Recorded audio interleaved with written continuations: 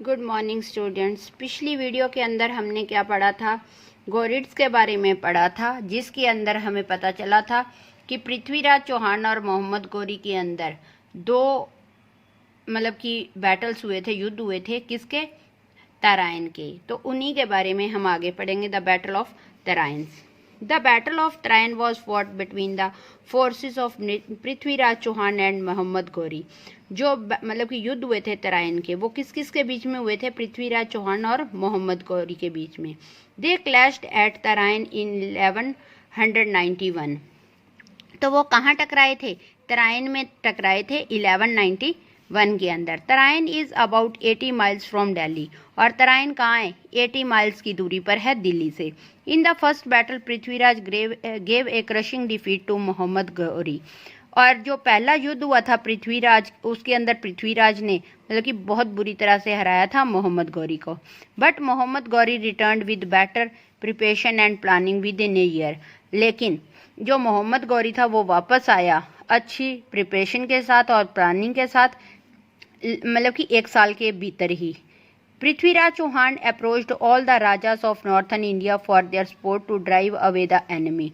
तो पृथ्वीराज चौहान ने कि संपर्क किया सभी राजा से, जो किसके थे? नॉर्थन इंडिया के थे। किस लिए? अपनी सपोर्ट के लिए। किस लिए चाहता था वो सपोर्ट? अपने दुश्मन को भगाने के लिए। All agreed but the most powerful Rajput ruler Raja Jaichandra of Kannauj how ever stayed away.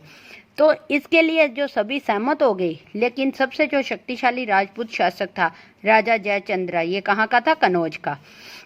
वो क्या कि वो इस मसले से दूर रहा। In 1192 in the second battle of Tarain Muhammad Ghori defeated Prithviraj Chauhan. और जो 1192 के अंदर दूसरा युद्ध हुआ था तराइन का, उसके अंदर मोहम्मद गौरी ने हरा दिया किसको? पृथ्वीराज चौहान को। With his victory Muhammad Ghori became the master of Delhi area and eastern Rajasthan. और इस जीत के साथ जो मोहम्मद गौरी था वो दिल्ली का मास्टर बन गया, दिल्ली क्षेत्र का, और किसका? राजस्थान के ईस्टर्न पार्ट का। In 1194, Mohammad Ghori defeated Raja Jaichandra of Kannauj in the battle of Chandwar. तो 1194 के अंदर जो मोहम्मद गौरी था उसने हरा दिया राजा जयचंद्र को, जो कहाँ का था? कनौज का। किस युद्ध के अंदर? बैटल ऑफ चांदवार, यानी कि चांदवार के युद्ध में।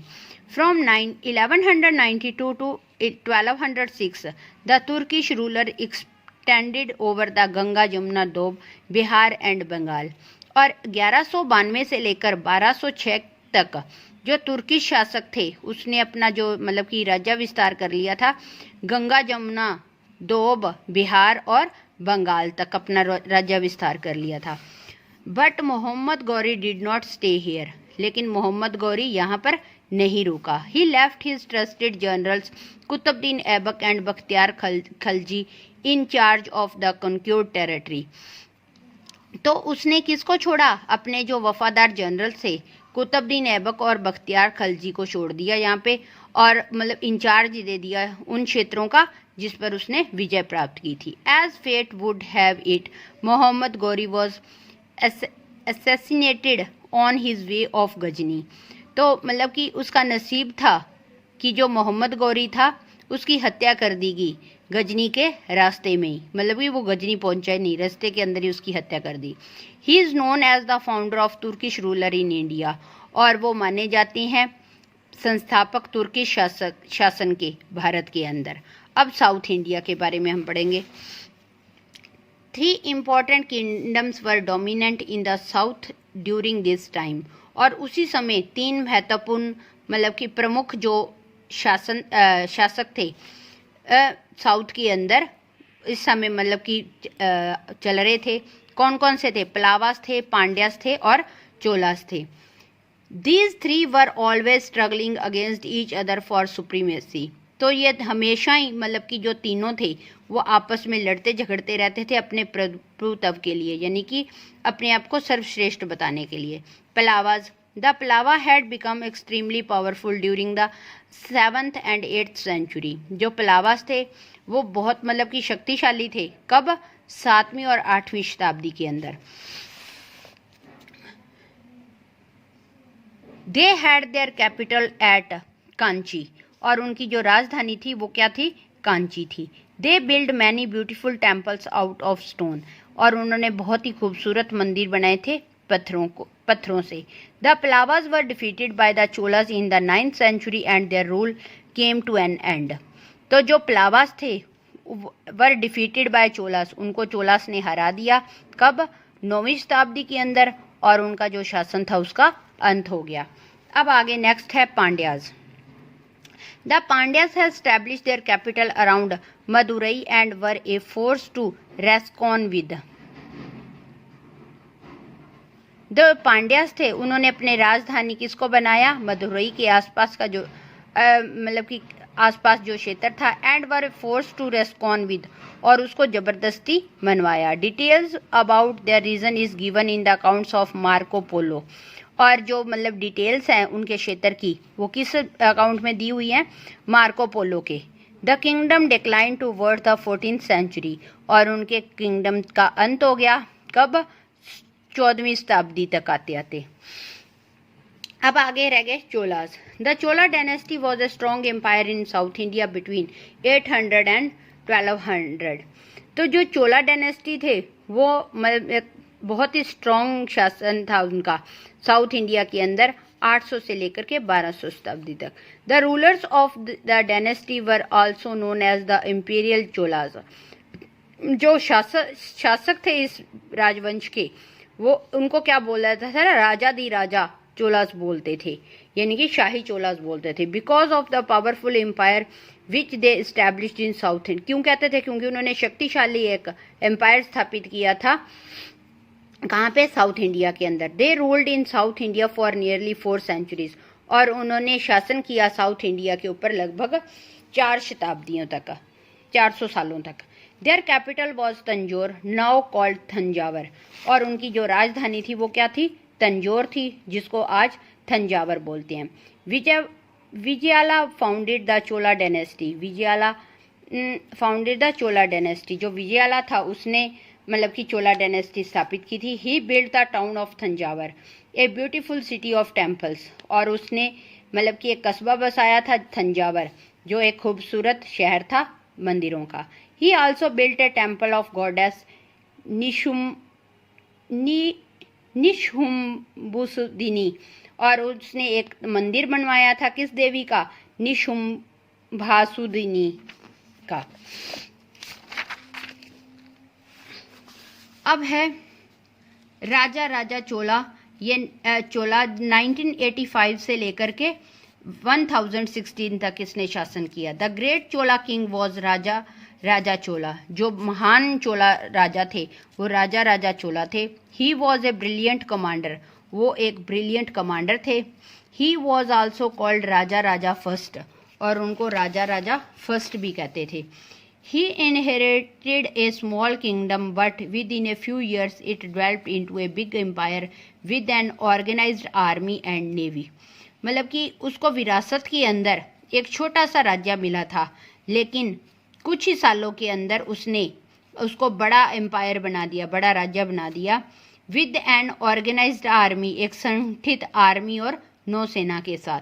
The kingdom was gifted with rich resources, और उसके किंगडम के अंदर मतलब कि प्राकृतिक रूप से काफ़ी ज़्यादा स्रोत थे। A good administrator that he transformed and reorganise the administration of the empire.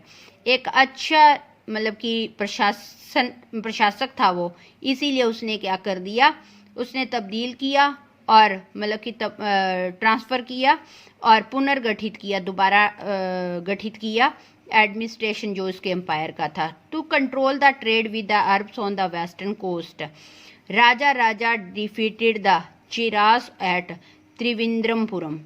मतलब कि जो वेस्टर्न कोस्ट का जो व्यापार था, जो अरब लोगों के साथ था, उस पर कंट्रोल करने के लिए जो राजा थे उसने किसको हराया, चिरास को हराया। कहाँ पे, त्रिवेंद्रमपुरम के अंदर। He control the Malabar coast by defeating the Pandyas of Madurai, और उन्होंने मालाबार कोस्ट पे अधिकार करने के लिए किसको हराया, पांड्यास को, जो कहाँ के थे, मदुरई के थे। He also control the Cholamandalam coast, और उसने चोलामंडलम जो कोस्ट था उस पर भी अपना अधिकार कर लिया। राजा first realized the need for a strong navy and therefore built a strong one। Raja first ने महसूस किया कि उसके पास मतलब कि मजबूत नौसेना होनी चाहिए, इसीलिए उसने उसका निर्माण किया नौसेना का। His navy was the best in the region of that time. उसकी जो नेवी थी, नौसेना थी, वो बेस्ट थी उस क्षेत्र के उस समय में। He also occupied Sri Lanka's northern part, और उसने श्रीलंका के जो नॉर्थन पार्ट था उस पर भी अधिकार कर लिया। He also defeated the Chalukyas in the Deccan, और उसने चालुक्यस को भी हराया डिकन के अंदर। He send his naval forces to conquer the Maldives island successfully, और उसने अपने जो नौसैनिक बल को भेजा मालद्वीप आइलैंड के ऊपर सफलतापूर्वक जीत के लिए। The beautiful temple of Brihadeeswara in Thanjavur in Tamil Nadu was constructed by him, और जो खूबसूरत मंदिर है बृहदेश्वरा का तंजावर के अंदर, तंजावर का तमिलनाडु में, वो उसी के द्वारा बनाया गया। अब राजेंद्र चोला, इसने शासन किया 1016 से लेकर के 1044 तक। After the death of Raja first his son Rajendra Chola occupied the throne, और राजा फर्स्ट की मृत्यु के बाद उसका जो पुत्र था राजेंद्र चोला, उसने राज सिंहासन पर अधिकार किया, यानी कि राज सिंहासन पर बैठा। He continued with the policy of conquest, और वो उसने मतलब ये जारी रखी जो पॉलिसी थी विजय प्राप्ति की। The empire became more powerful in the period of Rajendra Chola, और उसका जो मतलब कि एम्पायर था वो और ज़्यादा शक्तिशाली हो गया। किस समय में? राजेंद्र चोला के समय के अंदर। ही completed the conquest of Sri Lanka that his father has started, और उसने मतलब कि विजय कंप्लीट की किसके ऊपर? श्रीलंका के ऊपर, जो उसके पिता ने शुरू की थी, क्योंकि उसके पिता ने तो सिर्फ नॉर्थन पार्ट पर अधिकार किया था, उसने पूरे श्रीलंका पर कर लिया। His army defeated the Cheras and the Chalukyas and then march toward north east, now modern day west Bengal, where he defeated the Palas. तो उसकी जो आर्मी थी उसने चिराज को और चालुक्यास को हराया, और फिर वो किस तरफ चल पड़े? नॉर्थ ईस्ट की तरफ। आज मॉडर्न समय में हम कह सकते हैं कि वो वेस्ट बंगाल की तरफ बढ़े, और उन्होंने वहाँ पे किसको हराया? पालास को। His army even reached Myanmar, और उसकी आर्मी कहाँ पर पहुँच गई? म्यांमार में पहुँच गई। People regard Rajendra Chola as the Gangaikonda Chola और द कंक्यूर ऑफ गंगा। जो लोग थे वो राजेंद्र चोला को क्या कहते थे? गंगयाई कोंडा चोला, और या फिर उसको गंगा का विजेता कहते थे। अब Gangaikonda Cholapuram, the word Gangaikonda Cholapuram is formed from 4 words, और जो शब्द है गंगयाई कोंडा चोलापुरम ये 4 शब्दों से मिलकर के बना है। विच वैन रीड बैकवर्ड, जिसको अगर हम उस शब्द को मतलब कि इसके बारे में पीछे से पढ़ेंगे तो उसका मतलब क्या होगा? मीन्स द सिटी पुरम, जिसका मतलब है जो शुरुआत है लास्ट के अंदर लिखा है ना पुरम, तो वो क्या है? एक शहर है। ऑफ द चोलाज, किसका है? चोलाज का। टू विच वॉज ब्रॉट कोंडा, टू विच वॉज ब्रॉट कोंडा, जिसके कारण क्या आया? कोंडा आया। द रिवर गंगा, मतलब कि कोंडा के अंदर क्या? River Ganga I, Gangai. It is believed that Rajendra Chola filled the entire temple tank with water from the Ganga. ये मानते हैं कि जो राजेंद्र चोला थे उसने जो अंदरूनी मंदिर का जो टैंक था वो किस पानी से भरा था? गंगा से। Rajendra Chola led the foundation of a new city Gangaikonda Cholapuram, and a special coronation ceremony was held to celebrate the honour his victory. तो राजेंद्र चोला ने मतलब कि एक नए शहर का गंगयाई कोंडा चोलापुरम की स्थापना की, और एक स्पेशल मतलब कि राज तिलक जो सेरेमनी थी वो वहाँ पे सेलिब्रेट की गई। किस के सम्मान में? उसकी विजय के सम्मान में। Rajendra Chola most adventure champion was in south east Asia. Rajendra Chola का जो साहसी अभियान था वो कहाँ पर था? साउथ ईस्ट एशिया के अंदर। From trade Indian ships had to travel through the strait of Malacca which was under the control of the kingdom of Shri Vijay. व्यापार के लिए जो भारतीय मतलब जहाज थे उनको ट्रैवल करना पड़ता था। जो मोलुकुला के स्ट्रेट थे उसमें से, जो किसके कंट्रोल में थे, श्री विजय के जो मतलब कि वहाँ पे किंगडम था। The merchants were greatly affected by this, और जो व्यापारी थे वो बुरी तरह से प्रभावित थे इस चीज़ से। They appeal to Rajendra Chola for aid, तो उन्होंने अपील की राजेंद्र चोला को हेल्प के लिए। Rajendra Chola sent a large fleet against Shri Vijay who was defeated by the Chola navy. तो उसने जो राजेंद्र चोला थे उसने मतलब कि एक बेड़ा भेजा बहुत बड़ा, किसके खिलाफ, श्री विजय के खिलाफ, जिसको हरा दिया चोला नेवी ने। The trade was resumed once again and the Chola dynasty flourished as a result of it. तो जो व्यापार था वो फिर से शुरू हुआ और जो चोला डायनेस्टी था वो उसी से मतलब कि उसके परिणाम से ही उसने विकास पाया। The successor of Rajendra Chola continued to fight against the neighbouring kingdoms, और जो उत्तराधिकारी थे राजेंद्र चोला के वो लगातार लड़ते रहे उसके पड़ोसी जो किंगडम थे उनके साथ। But as it always happens, लेकिन जैसा कि हमेशा होता है, continuous wars need resources and wealth to carry on, और लगातार जो युद्ध है उसको स्रोत चाहिए और पैसा चाहिए लगातार चालू रहने के लिए। The huge expansion on wars affected the Chola treasury adversely, तो जो मतलब कि ज़्यादा खर्च था युद्ध के ऊपर उसने अफेक्ट किया चोला जो खजाना था उसके ऊपर, मतलब प्रतिकूल प्रभाव डाला। This weakened the Chola empire, जिसके कारण चोला एम्पायर कमज़ोर हो गया। Toward the end of 13th century the Chola empire declined, और 13वीं शताब्दी के अंत तक आते आते जो चोला एम्पायर था उसका अंत हो गया। तो आगे हम बेटा कल पढ़ेंगे। थैंक्स।